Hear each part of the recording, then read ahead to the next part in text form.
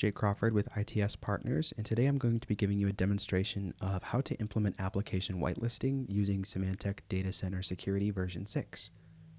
So for this demonstration, what I'm trying to do is only allow my OpenOffice application to run on my test machine here and don't allow any other applications to run.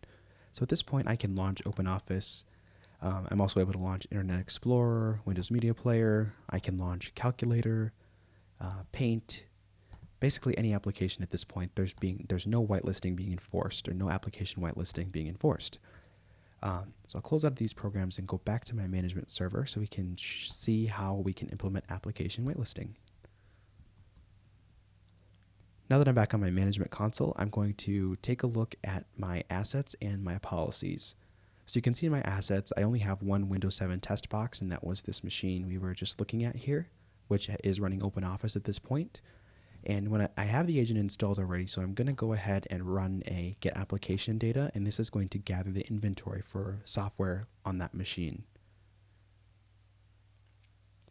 I can flip back to my policies and grab the default whitelisting or the default whitelisting policy for Windows, the SymWin whitelisting, and copy that.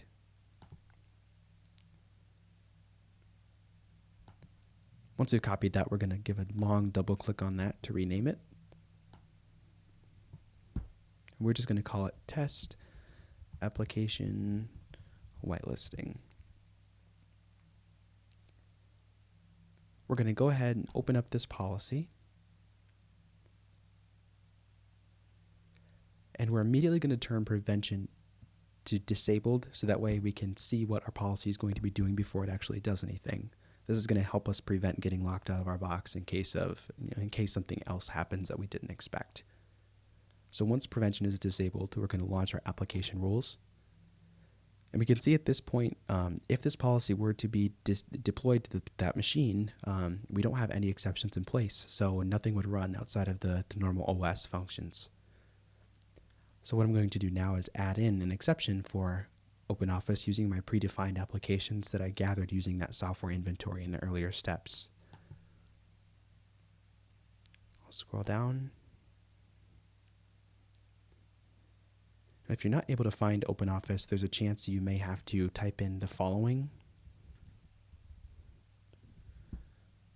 agent followed by the IP address of that machine.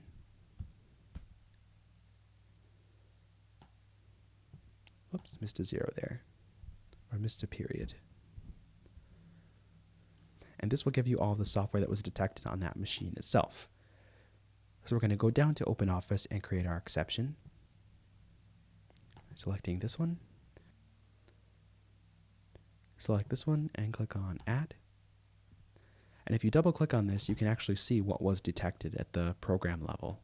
So it looks like it detected program files, OpenOffice program, and then any executables inside that folder. So go ahead and cancel out of that for now. And we're going to change our sandbox type to fully open sandbox with self-protection enabled.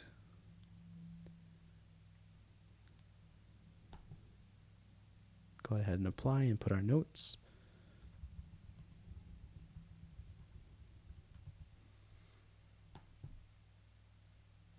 Click OK. So at this point, this test application whitelisting policy does have prevention disabled. So even if I deploy it to my test machine, we shouldn't see any active blocking of those applications, anything other than OpenOffice. So we'll give that a quick demonstration. I'm going to apply to our Windows 7 test box. We're going to navigate back to our assets view and just make sure that this little flag goes away. That means that a policy is currently in process and hasn't made it to the agent yet, but you can go ahead and refresh this window here. And once that flag goes away, you can see that the policy made it to the agent. So let's switch back to our test machine. And at this point, again, like I said, prevention is not being enforced, so I'll be able to execute any of these programs on this machine, and I won't have any issues with anything getting blocked at this point. But this will all be documented as it would be blocked in the management console had prevention actually been enabled. So close out of all these and we'll go back and see that activity.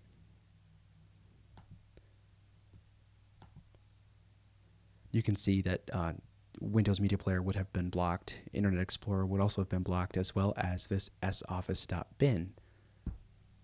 So because we didn't create an because the inventory that we created, the get application data, when we clicked on this machine earlier, was not able to detect anything other than the executable data for this OpenOffice, OpenOffice would also have been blocked.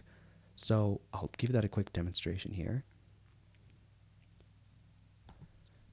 Let's go back to our policy and actually enable enforcement or enable prevention. Click on apply, save our changes, and then reapply our policy to our test box. Back to our assets and look and make sure that the policy has actually made it to the machine. And there we go. So let's switch back to our test box, and prevention is now active on this machine. So anything I try to run other than OpenOffice shouldn't run at this point. Try Google Chrome. Google Chrome was blocked. Windows Media Player is blocked. Internet Explorer. Now, because the inventory was not able to detect everything that's going to execute within OpenOffice, it's probably not going to execute at this point, and it doesn't. So we would actually have to go back in and refine our policy using the following process. So we can see what was actually blocked. It looks like it was this soffice.binary file.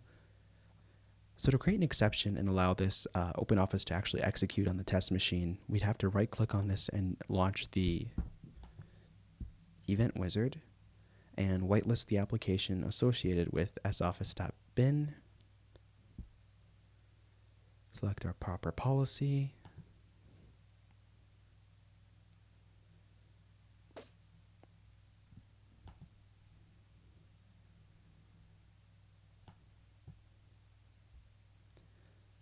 And you can see that down in the program path, it's the path to the actual file.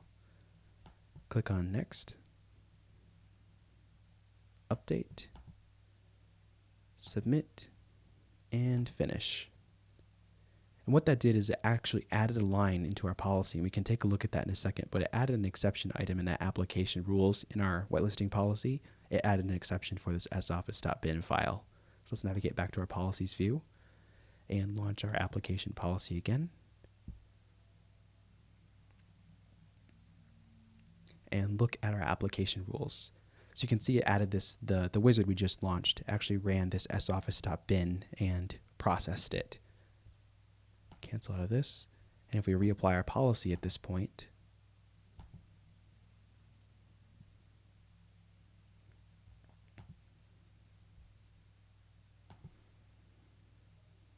wait for our little flag to go away.